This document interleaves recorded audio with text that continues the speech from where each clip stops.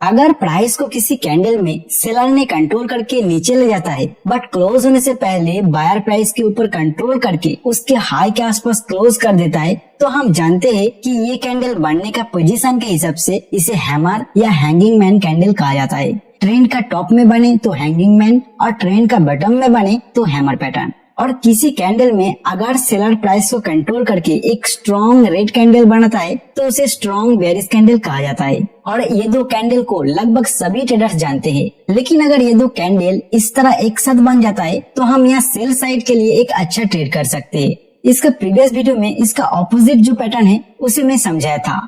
ये दो कैंडल बनने के बाद आप बाय साइड के लिए एक अच्छा ट्रेड ले सकते हो। ये वीडियो के अंदर इस पैटर्न को इन डेप्थ साइकोलॉजी के साथ मैंने समझाया है, और अगर वीडियो को देखना है तो डिस्क्रिप्शन में लिंक है, देख सकते हो। आज के इस वीडियो में ये दो कैंडल मिल के जो पैटर्न बनता है और कब और कैसे इसे सेल साइड के लिए ट्रेड करना होता है अच्छे रिजल्ट पाने के लिए, उस कंसेप्ट को इन डिटेल्स में मैं आपको समझाऊंगा। ये पैटर्न आप इंट्राडे के लिए 5 मिनट और 15 मिनट टाइम फ्रेम चार्ट में ट्रेड कर सकते हो, और swing and short term positional trading के लिए 1 डे टाइम फ्रेम चार्ट में यूज कर सकते हो। तो देखिए, ये दो कैंडल मिलके बहुत सारे अलग अलग टाइप्स का इस तरह पैटर्न बन सकता है, लेकिन सभी में सेकेंड कैंडल का क्लोज फर्स्ट कैंडल लो के आसपास या उसके नीचे होना चाहिए, और सभी के अंदर ट्रेडर्स का जो साइकोलॉजी है वो सेम होना चाहिए। तो क्या है ये दो कैंडल के अंदर ट्रेडर्स का साइकोलॉजी, उसे पहले समझ लेते हैं। फर्स्ट कैंडल ओपन होता है और वहीं से सेलर एग्रेसिवली प्राइस को अपना कंट्रोल में करके नीचे लेके आ जाता है, लेकिन कैंडल क्लोज होने से पहले बायर प्राइस को अपने कंट्रोल में ले लेता है और कैंडल हाई के आसपास क्लोज कर जाता है। तो ये टोटल कैंडल के अंदर अंत तक प्राइस का कंट्रोल बायर के पास आता है। लेकिन कैंडल बनते टाइम हमें दिखाई दे रहा था सेलर प्राइस को एक बार अपने कंट्रोल में कर चुका था। अभी सेकेंड कैंडल ओपन होता है और वहीं से सेलर एग्रेसिव होके प्राइस को नीचे खींचना शुरू करता है, और अंत तक प्राइस को अपना कंट्रोल में करके ही एक स्ट्रॉन्ग बेयरिश कैंडल बना के क्लोज कर जाता है। मतलब सेलर्स इस कैंडल में बायर्स को चांस दिया ही नहीं प्राइस को अपने कंट्रोल में करने के लिए। तो हमें साफ साफ दिखाई दे रहा है फर्स्ट कैंडल से ही सेलर प्राइस को कंट्रोल करने का ट्राई करना शुरू कर दिया था, और सेकेंड कैंडल में बायर्स का कंट्रोल को एग्रेसिवली रिजेक्ट करके अपने कंट्रोल में कर लिया है। तो यहाँ चांस है कि आगे कुछ कैंडल भी सेलर प्राइस को अपने कंट्रोल में ही रखेगा। तो ऐसा दो कैंडल एक साथ बढ़ने के बाद सेल साइड के लिए ट्रेड करके अच्छा प्रॉफिट कमाया जा सकता है। लेकिन चार्ट के ऊपर किसी भी जगह पे ये दो कैंडल बढ़ने के बाद आप इसको ट्रेड नहीं कर सकते। ये कैंडल पैटर्न बढ़ने के बाद प्राइस एक्शन का और भी कुछ क्राइटेरिया आपको देख के ट्रेडिंग डिसीजन लेना होगा। तो एक एग्जाम्पल लेते और उसके थ्रू हम समझने की कोशिश करते कि कब और कैसे इसे ट्रेड करने पर अच्छा रिजल्ट हमें मिल सकता है। तो किसी भी चार्ट में 3 तरह का ट्रेंड रहते हैं, अप ट्रेंड, डाउन ट्रेंड और साइडवेज ट्रेंड, और ये तीनों ट्रेंड में ही ये पैटर्न आपको देखने को मिल जाएगा। बट एज ए बिगिनर आपको साइडवेज ट्रेंड में ये पैटर्न ट्रेड नहीं करना है। चार्ट में प्राइस किस ट्रेंड में चल रहा है, अगर ये समझने में आपको प्रॉब्लम होता है तो इस वीडियो को आप देख सकते हो, जिसका लिंक डिस्क्रिप्शन में दिया गया है। तो आपको सिर्फ अप ट्रेंड और डाउन ट्रेंड में इसे ट्रेड करना है। अभी दोनों ट्रेंड का एग्जांपल से इसे ट्रेड करने का मेथड को समझेंगे।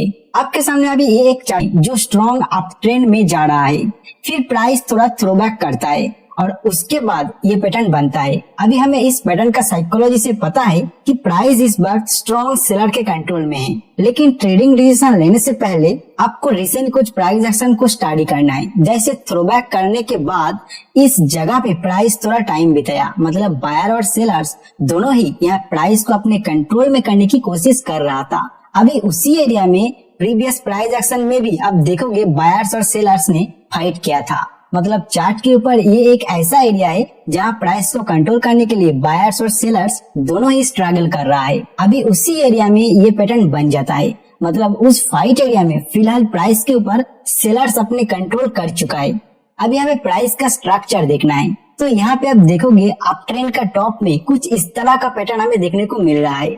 इसको आप हेड एंड शोल्डर पैटर्न भी कह सकते हो, और ये पैटर्न भी हमें प्राइस नीचे जा सकता है इस चीज का इंडिकेशन देता है। रिसेंट कुछ कैंडल को अगर आप स्टडी करोगे तो आपको इस तरह का एक पैटर्न देखने को मिलेगा जो इन्वर्टेड पोल एंड फ्लैग का शेप ले रहा है, और फ्लैग के अंदर अभी ये strong seller control price pattern बनाया है। तो इतना प्राइस एक्शन स्टडी करके लग रहा है प्राइस यहाँ से नीचे जाने का चांस ज्यादा है। तो इस जगह पे ये पैटर्न से सेल साइड के लिए जो इंडिकेशन मिल रहा है उसे ट्रेड करने का कंफर्मेशन हमें मिल चुका है। तो यहाँ पे अगर आप शॉर्ट सेल करते हो, आपका स्टॉप लॉस होगा इस फाइट एरिया के थोड़ा ऊपर।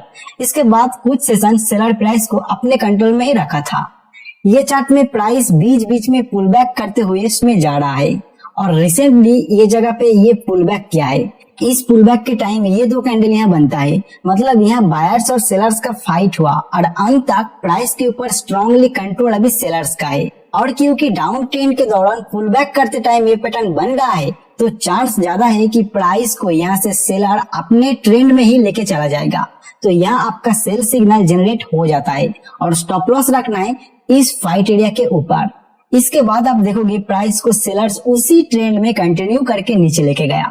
तो बेसिकली किसी भी कैंडल पैटर्न से आपको अगर ट्रेडिंग सिग्नल मिल रहा है तो उसे आप किसी रूल्स के तहत ट्रेड नहीं कर सकते हो। वो पैटर्न कहाँ बन रहा है, किस सिचुएशन में बन रहा है, उसे आपको एनालिसिस करना होगा और ये सिचुएशन हर एक एग्जाम्पल में अलग अलग होगा। तो आपको प्राइस एक्शन को स्टडी करना आना चाहिए। तो प्राइस एक्शन एनालिसिस सीखिए और ज्यादा से ज्यादा उसे प्रैक्टिस कीजिए। जितना प्रैक्टिस करोगे उतना आप कैंडलस्टिक पैटर्न, चार्ट पैटर्न को बेहतर समझ पाओगे और जरूरत के टाइम अलग अलग कैंडल पैटर्न, चार्ट पैटर्न को अपने हिसाब से उसके अंदर का साइकोलॉजी को निकाल पाओगे। जैसे इस चार्ट को देखिए, ये निफ्टी 50 का 31 मई का 15 मिनट चार्ट है। इसमें ये दो कैंडल ये पैटर्न बन रहा है, लेकिन इसका बीच में ये कैंडल आ चुका है। तो आपको इस सिचुएशन में अगर बीच का कैंडल, ये दोनों कैंडल साइज से छोटा है और बीच का कैंडल अगर बुलिश है तो उसको फास्ट कैंडल के साथ कंबाइन कर देना होगा। तो आपके पास अभी ये दो कैंडल आ गया और इसका भी क्या साइकोलॉजी है वो मैंने आपको अभी समझाया है। कैंडल पैटर्न को कंबाइन कैसे किया जाता है, किसी भी कैंडल पैटर्न को रीड कैसे करते हैं, इन डेप्थ अगर आपको समझना है तो आप हमारा इस वीडियो को देख सकते हो, लिंक डिस्क्रिप्शन में है। निफ्टी 50 में उसके बाद अगर आप देखोगे प्राइस नीचे ही गया था क्योंकि उस दौरान प्राइस एक्शन का सभी क्राइटेरिया फुलफिल हुआ था।